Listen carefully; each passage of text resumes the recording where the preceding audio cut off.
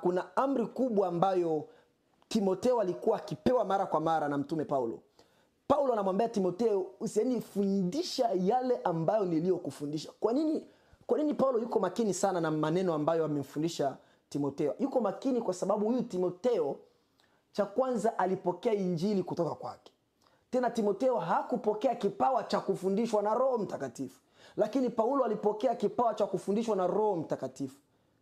Kwa hiyo ili Timotheo asijiingize kwenye shida, akaanza kufundisha vitu kwa akili yake au vitu kwa elimu zingine, anamwamuru afundishe vitu kadiri na elimu aliyoitoa yeye Paulo. Basi kwa kuwa Paulo ana uhakika kwa asilimia elimu ambayo ameipata inatoka kwa Mungu.